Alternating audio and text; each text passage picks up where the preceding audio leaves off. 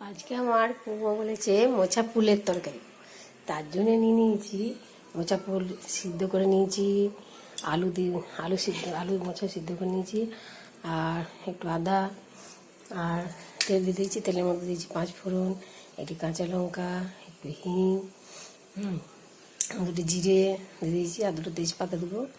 দিয়ে দুটো তেজপাতা দিয়ে দিয়েছি, আর দেবো আদা দেবো,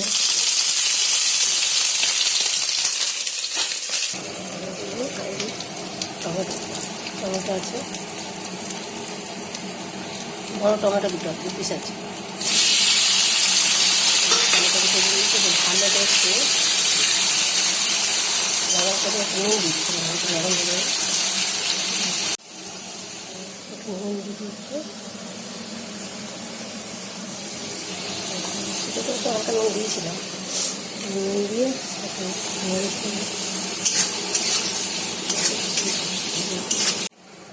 হালকা জল দিই, নরম হতে কালি দিয়ে।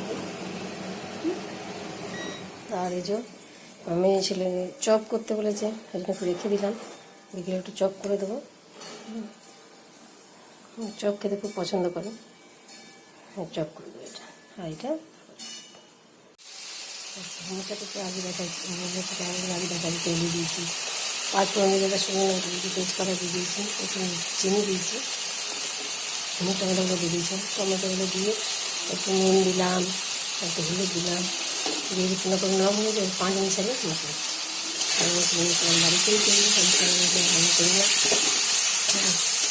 আর ধনে জিরে গরম মশলা সব কিছু, ছোটো এলাচ, লং, দারচিনি, জায়ফল সব কিছু দিয়ে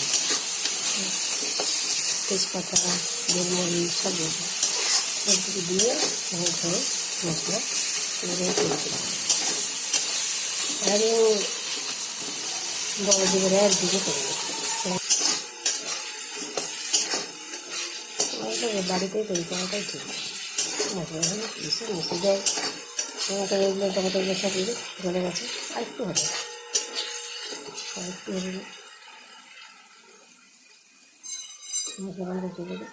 তারপরে হালকা ওটা নিয়ে নিচ্ছি,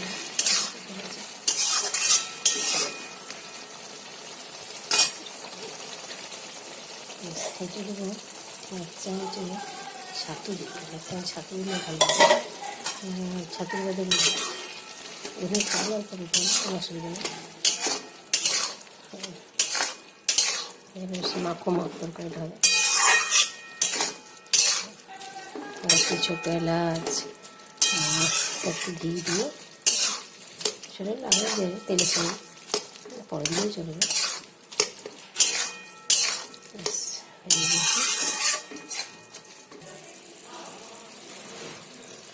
মোচার তরকারি একটু ঘি দিলাম, 1 চামচে ঘি দিয়ে দিলাম।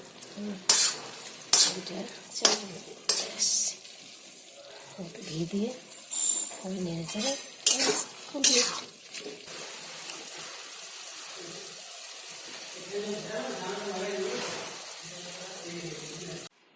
আমার রান্না কমপ্লিট করা। সব কিছু একটা জায়গা, অন্য জায়গাতে একটা এইভাবে করবেন, করে খেয়ে দেখবেন মোচা পোলার তরকারি।